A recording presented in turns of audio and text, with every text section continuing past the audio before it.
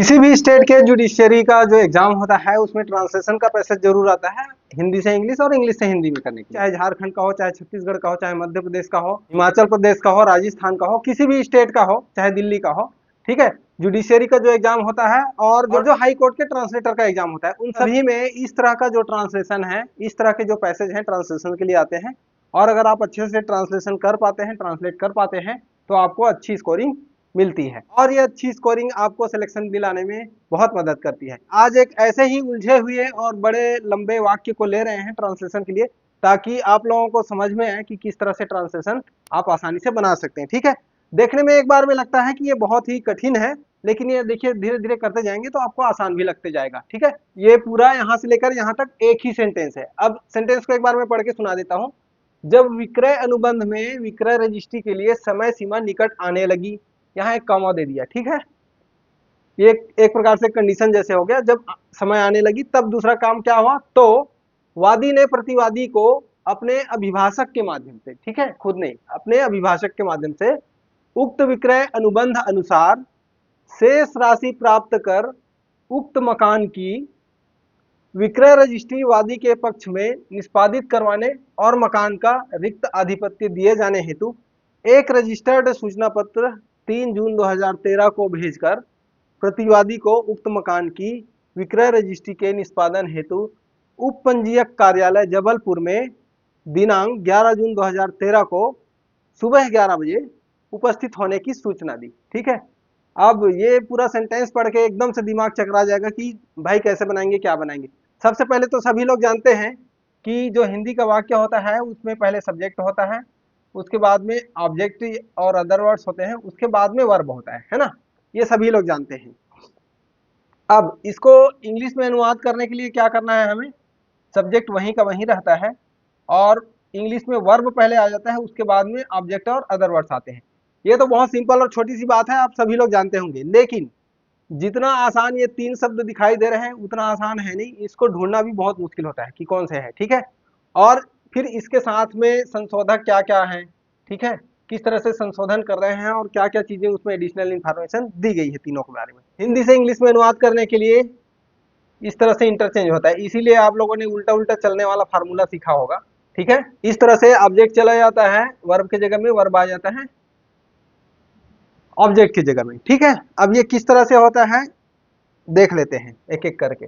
Subject verb और object को कैसे पहचानेंगे, सबसे पहली बात, ठीक है, देखिए जो भी मैं ट्रांसलेशन सिखाता हूं उसमें सबसे पहले मैं यही बोलता हूं कि जो बड़ा बड़ा है उसको छोटा करना है, छोटा कैसे करना है, ग्रुपिंग में कैसे करना है, वो सारा चीज सिखाऊंगा। और साथ ही साथ आपको सब्जेक्ट कैसे पकड़ना है, वर्ब को कैसे पकड़ना है और ऑब्जेक्ट कैसे पकड़ना है, ये सारा कुछ मैं बताने जा रहा हूँ। ठीक है, ध्यान से देखिएगा।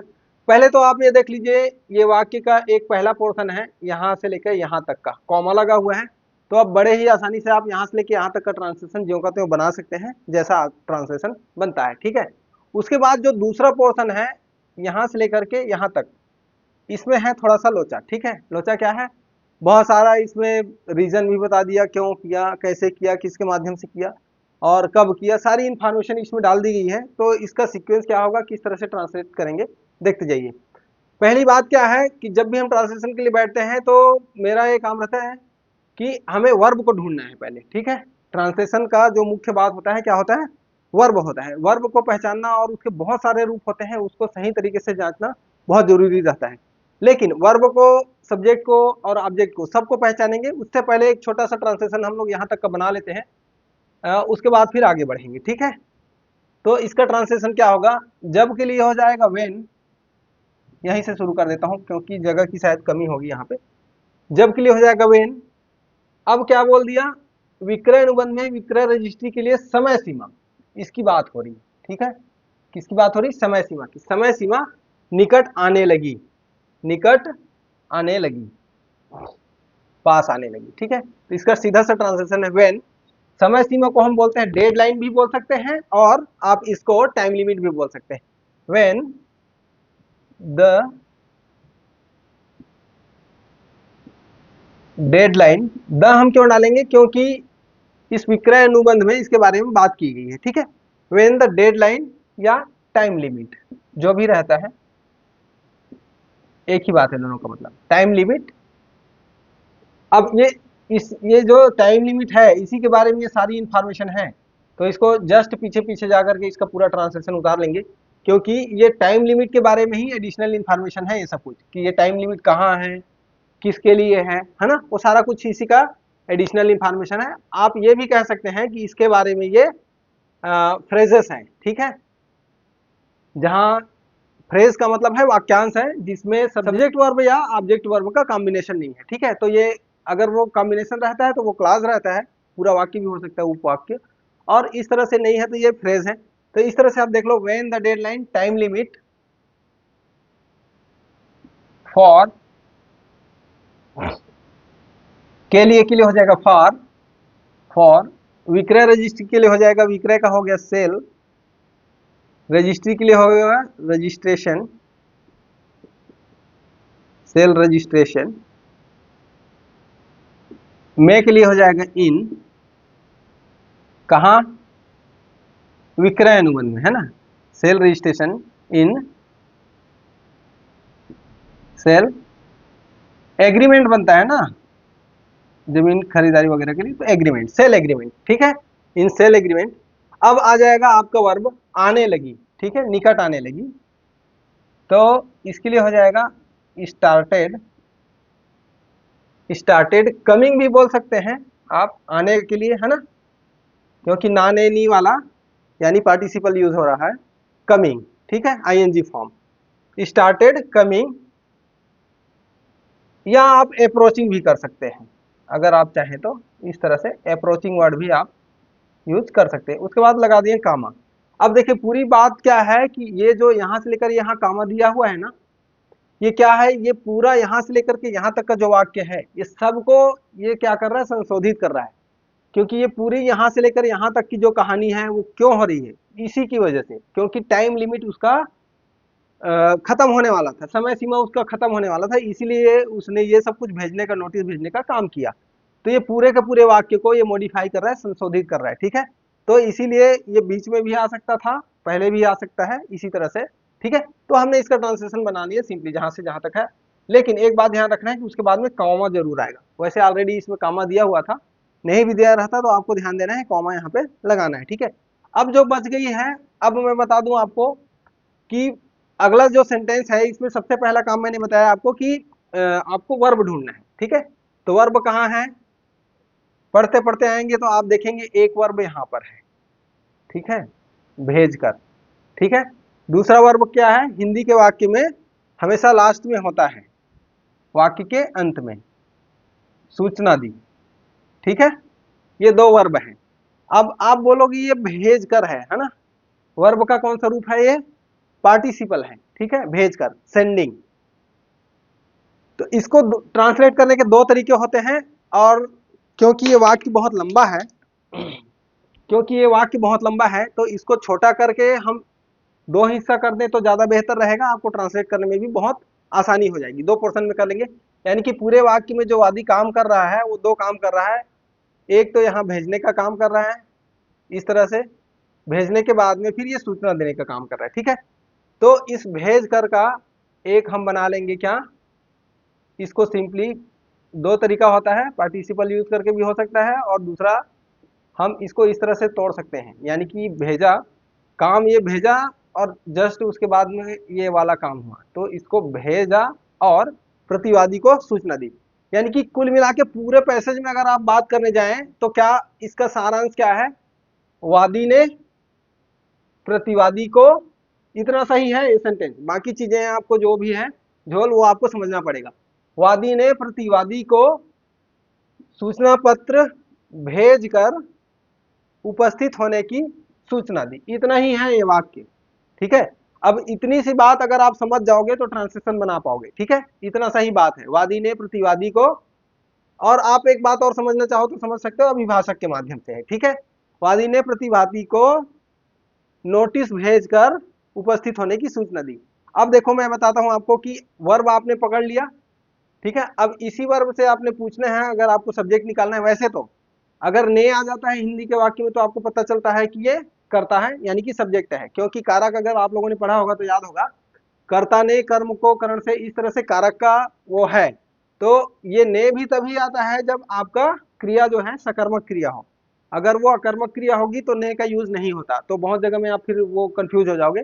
इसीलिए रहे या ना रहे करना समझ लो कि सब्जेक्ट कहाँ पर होता है। ठीक है, तो ये जो काम है भेजने का काम, भेजा, ठीक है, ये भेजने का काम किसने किया? अगर आप क्वेश्चन करो कि किसने भेजा, ठीक है, हु, कौन है वो जिसने ये भेजा? क्या भेजा?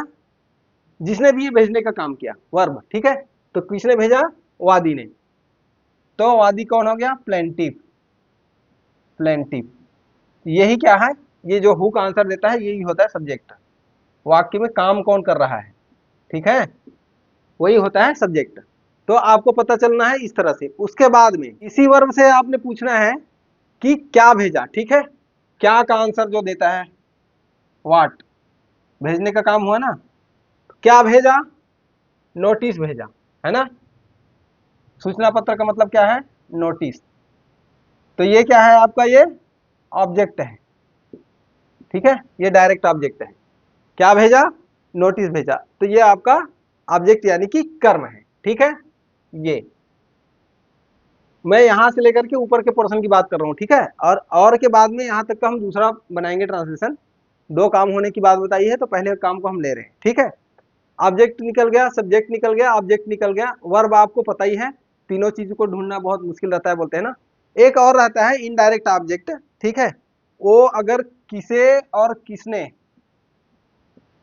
किसे और किसको, इसका जो आंसर मिलता है, ठीक है, होम, होम, इसका आंसर भी एक क्या होता है? ऑब्जेक्ट होता है। तो किसे और किसको भेजा, ये कहलाता है इनडायरेक्ट ऑब्जेक्ट। किसको भेजा? प्रतिवादी को। तो ये आ जाएगा डिफेंडेंट। तो तीनों चीज मिल गई आपको। सब्जेक्ट मिल गया, वर्ब आपने पहले ही देख लिया था, ऑब्जेक्ट मिल गया, डायरेक्ट ऑब्जेक्ट है ये नोटिस, इनडायरेक्ट ऑब्जेक्ट है डिफेंडेंट, ठीक है। तो इस तरह से सवाल करके वर्ब से आपको समझ में आ जाएगा आपको कि सब्जेक्ट, वर्ब और ऑब्जेक्ट क्या है। अब उसी प्रकार से जैसे हमने अभी मैंने बताया था कि हमें सब्जेक्ट, वर्ब और ऑब्जेक्ट के सीक्वेंस में इस पूरे ट्रांसलेशन को बनाना है ना। तो सब्जेक्ट, वर्ब और ऑब्जेक्ट, सब्जेक्ट ले लो। पहला क्या है सब्जेक्ट आपका? वादी, है ना। तो आ जाएगा द प्लेंटिव। वादी कौन है? प्लेंटिव है।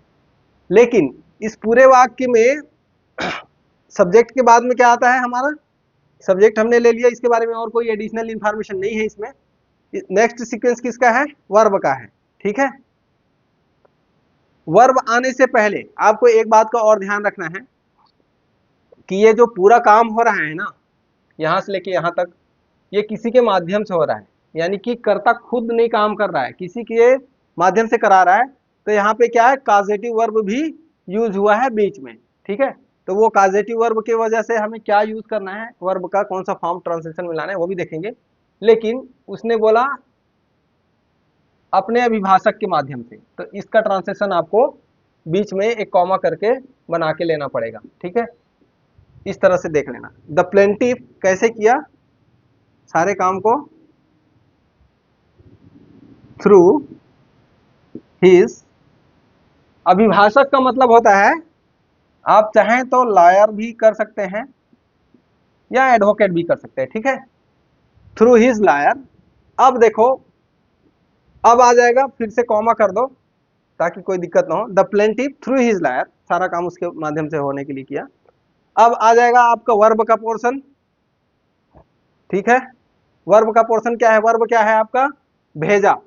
तो आपको पता चल रहा है सिंपली भेजने का काम हुआ है, और ये पास्ट का है, सिंपल पास्ट का, ठीक है, साधारण भूतकाल। तो ये आ जाएगा सिंपली सेंट, ठीक है। सिंपल पास्ट का आ जाएगा सेंड का, सेंट भेजने का काम, ठीक है।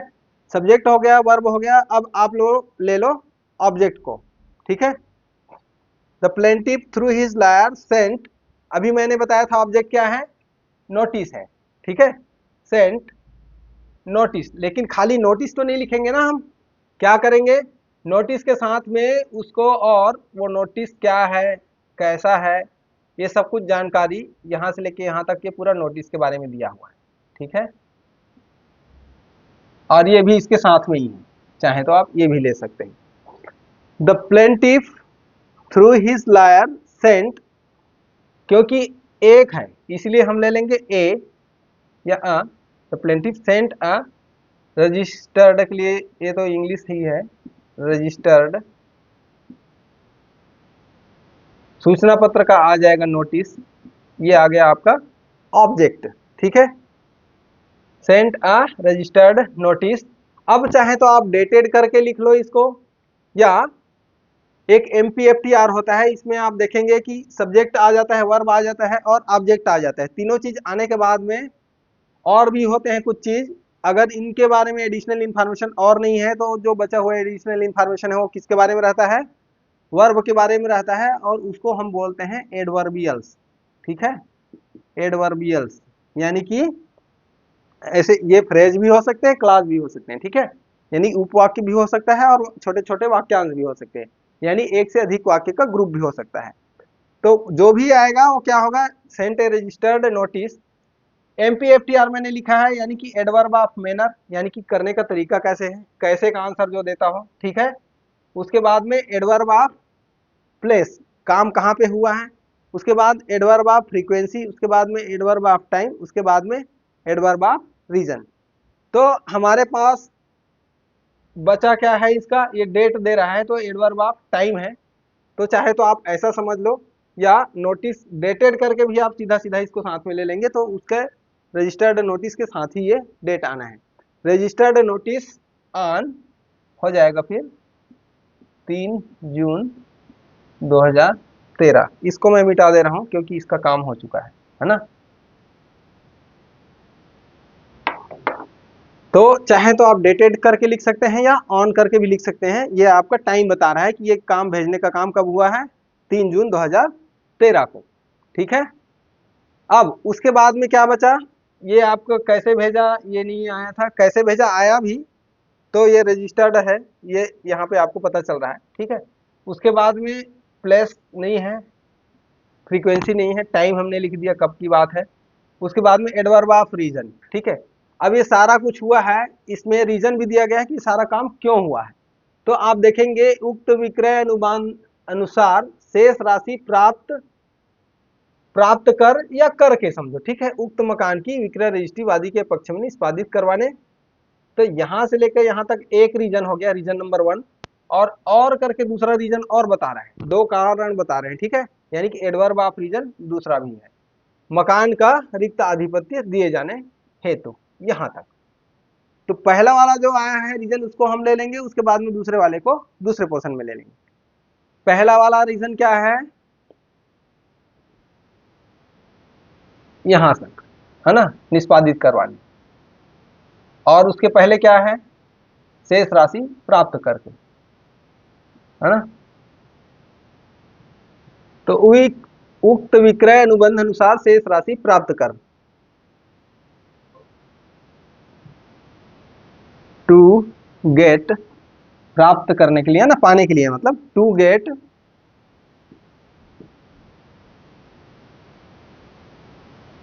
द रिमेनिंग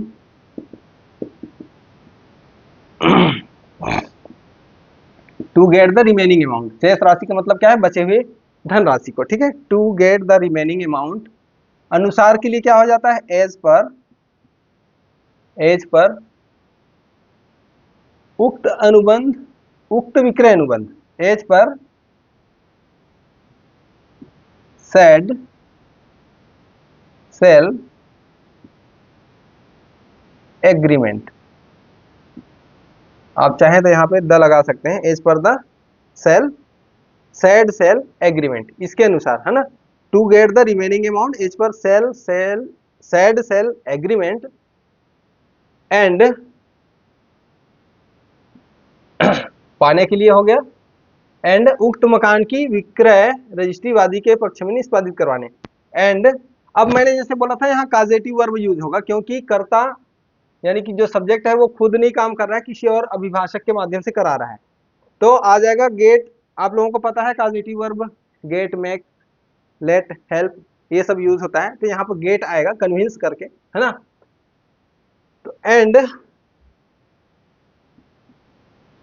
तो एंड टू गेट, निष्पादित करवाने के लिए ना, एंड टू गेट उक्त मकान की विक्रय रजिस्ट्री, यहां तक है ना। एंड टू गेट द विक्रय रजिस्ट्री का हो जाएगा sale registration, to get the sale registration का के लिए आ जाएगा of, sale registration of said house, said house. अब उसके बाद में क्या है, किसके पक्ष में है, वादी के पक्ष में। अच्छा एक बात और है, निष्पादित करवाने की बात आई है ना, तो पहले निष्पादित, to get the sale registration of said house. अब देखो ऑक्सिलरी वर्ब, मॉडल वर्ब या कॉजेटिव वर्ब के बाद में फिर बीच में ही आता है जो भी आना रहता है, तो वो हमने लिख दिया sale registration of said house. अब आ जाएगा क्या, वर्ब आपका एग्जीक्यूटेड, यानी कि हो गया to executed the sale registration of said house, ऐसा हो गया। लेकिन इसको ग्रामर का रूल है कि इस तरह से बीच में लिखना चाहिए। And to get the sale registration of said house executed, उसके बाद में कहाँ एग्जीक्यूट करना है, किसके नाम में, वादी के पक्ष में। तो हो जाएगा इन, पक्ष के लिए हो जाएगा इन फेवर ऑफ द, वादी कौन है, plaintiff, in favour of the plaintiff. ठीक है, यहां तक का हो गया एक रीजन, पहला रीजन बताया। ठीक है, हमने बताया था ना एडवर्ब ऑफ रीजन है, यानी कि कारण बता रहा है। सब कुछ होने के बाद, सब्जेक्ट वर्ब और ऑब्जेक्ट होने के बाद जो बचे होते हैं अदर वर्ड्स जो बोलते हैं वो होते हैं एडवर्बियल्स। तो ये पहला रीजन उसका आ गया, क्या था। दूसरा रीजन है और करके आएगा, एंड मकान का रिक्त आधिपत्य दिए जाने हेतु, एंड दिए जाने हेतु ये भी कारण बता रहा है, एंड टू गिव, दिए जाने के लिए है ना, दिए जाने हेतु। तो टू गिव या फॉर गिविंग भी आप बोल सकते हैं, फॉर गिविंग भी लिख सकते हैं। एंड टू गिव, रिक्त आधिपत्य को बोलते हैं vacant, vacant position, vacant position. अब बच गया क्या, काके की, ऑफ आ जाएगा उसके लिए, मकान के लिए आ जाएगा house, vacant position of the आ जाएगा, क्योंकि इसके बारे में हम बहुत बार बात हो चुकी है, vacant position of the house. ठीक है, अब हो गया यहां तक का ट्रांसलेशन, आपका एक पोर्शन बन गया। अगेन जैसे मैंने बोला था, इसको और से अब जोड़ना है। एंड दूसरी क्रिया क्या हो रही, पहले क्रिया तक की बात, ट्रांसलेशन पूरा हो गया यहां तक। दूसरी क्रिया में आएंगे, सब्जेक्ट वही रहेगा। ठीक है, कौन रहेगा, वादी ही। और उसने क्या काम किया, प्रतिवादी को उक्त मकान की विक्रय रजिस्ट्री के निष्पादन हेतु पंजीयक कार्यालय में दिनांक इतना सुबह 11 बजे उपस्थित होने की सूचना दी। यहाँ देखो वर्ब क्या है, वर्ब आपको पता ही है, सूचना दी। सूचना देने का मतलब क्या है, सिंपल पास्ट में है, सिंपल पास्ट में है। और ये उसका फॉर्म क्या होगा, इन्फॉर्म्ड, इन्फॉर्म होना है ना। सूचना देने का मतलब होता है इन्फॉर्म, तो सिंपल पास्ट होगा इन्फॉर्म्ड। ठीक है, अब इसमें ढूंढो कि ऑब्जेक्ट क्या है, किसको इन्फॉर्म किया, क्या सूचना दी, क्या का आंसर है, क्या सूचना दी, उपस्थित होने की, है ना।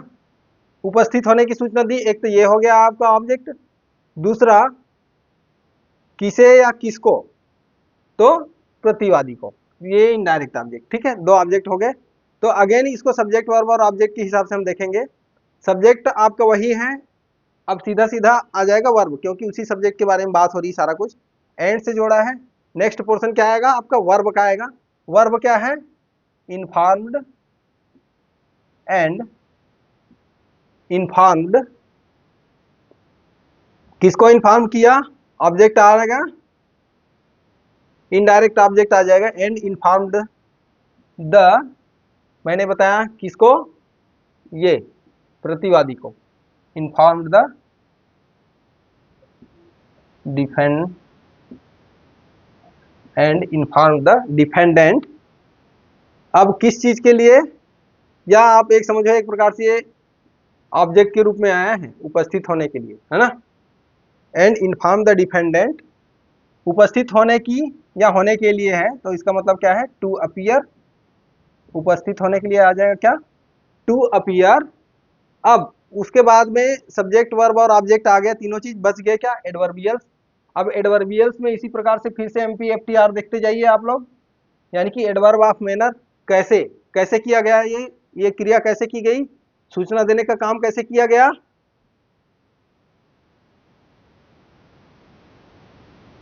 नहीं है, जगह है, कैसे किया गया नहीं है, तो जगह तो है, टू अपीयर, कहां पर उपस्थित होने के लिए बोला, उपपंजीयक कार्यालय जबलपुर में, ये हो गया ना जगह का नाम।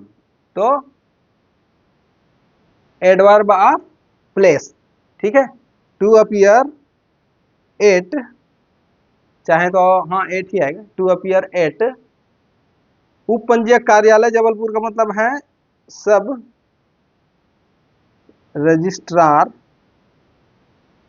ऑफिस, या ऐसे भी लिख सकते हो एट द ऑफिस ऑफ सब रजिस्ट्रार, ठीक है, एट सब रजिस्ट्रार ऑफिस ऑन 11 जून 2013, यानी कि आपका आ गया क्या, एडवर्ब ऑफ टाइम, ठीक है, कब हो गया टाइम, और ये भी आ जाएगा और ये भी, ठीक है, समय ही बता रहे हैं, sub registrar office on 11 June 2013 at 11 बजे के लिए हो जाएगा, 11 AM लिख लो, ठीक है, 11 बजे। उसके बाद में बताओ अब क्यों, एडवर्ब ऑफ रीजन ले लो, क्यों बुलाया है, क्यों बुलाया है, तो यहां से लेकर के यहां तक दिया है, उक्त मकान की विक्रय रजिस्ट्री के निष्पादन हेतु, है ना। तो बचा क्या है, एडवर्ब ऑफ रीजन, तो यही सीक्वेंस है, एडवर्ब ऑफ मैनर यानी कि कैसे, एडवर्ब ऑफ प्लेस यानी कि कहां पर, एडवर्ब ऑफ फ्रीक्वेंसी यानी कि कब कब, ठीक है, सुबह सवेरे, दिन रात, डेली, मॉर्निंग में, इवनिंग में, एवरी मंडे, एवरी संडे, इस तरह से होता है, उसको फ्रीक्वेंसी बोलते हैं, ठीक है। और उसके बाद में ये कब, टाइम, कब हुआ, कितने बजे हुआ, वो जो भी आएगा एडवर्ब ऑफ टाइम के अंतर्गत। उसके बाद में एडवर्ब ऑफ रीजन यानी कि कारण बताने वाले जो वाक्य हो गए, ठीक है। हाँ, तो क्यों बुलाया, उक्त मकान की विक्रय रजिस्ट्री के निष्पादन हेतु, तो आ जाएगा फॉर, निष्पादन के लिए आएगा क्या, एग्जीक्यूशन, फॉर एग्जीक्यूशन, ठीक है। एक बात तो आप समझ लो, अगर आप सारा कुछ निकाल लेते हो तो आप उल्टा उल्टा जाकर भी बना सकते हो, जैसे ये हमने निकाल लिया, तो अब आप इसको इस तरह से उल्टा उल्टा जाकर के बना सकते हैं, जिसके बारे में भी लंबा दिया रहता है, ठीक है। 8:11 AM फॉर एग्जीक्यूशन, के लिए आ जाएगा ऑफ, फॉर एग्जीक्यूशन ऑफ विक्रय रजिस्ट्री, एक साथ समझना है इसको, एक ही वर्ड है समझो, विक्रय रजिस्ट्री का मतलब है सेल रजिस्ट्रेशन, सेल रजिस्ट्रेशन, फिर से काकी के आ गया, उसके लिए फिर से ऑफ ले लो, सेल रजिस्ट्रेशन ऑफ उक्त मकान, उक्त मकान के लिए आ जाएगा द भी लिख लो, क्योंकि उसके बारे में बार बार हो, sale registration of the said house, ठीक है। अब मेरे ख्याल से पूरा ट्रांसलेशन बन गया है। इस तरह से अगर आप सब्जेक्ट वर्ब और ऑब्जेक्ट को ढूंढ लोगे, ढूंढ पाओगे और समझ पाओगे, ठीक है, तो आप ट्रांसलेशन बहुत अच्छे से बना सकोगे। और अगर आप ये वीडियो देख रहे हैं तो ये ट्रांसलेशन कैसे लगा कमेंट करके जरूर बताना, और अगर आपकी कोई क्वेश्चन होगी तो आप जो मुझसे जरूर पूछ सकते हैं कमेंट करके, मैं कोशिश करूंगा आपको जवाब देने के लिए, ठीक है। और इसी तरह से सब्जेक्ट वर्ब और ऑब्जेक्ट निकाल करके बढ़िया से प्रैक्टिस करिए, ट्रांसलेशन बन जाएगा। कितना कठिन से कठिन भी अगर वाक्य है तो भी उसको आप ट्रांसलेशन कर सकते हैं, अगर आप सब्जेक्ट वर्ब और ऑब्जेक्ट को पहचानते हैं, एडवर्बियल्स को पहचानते हैं तो, ठीक है।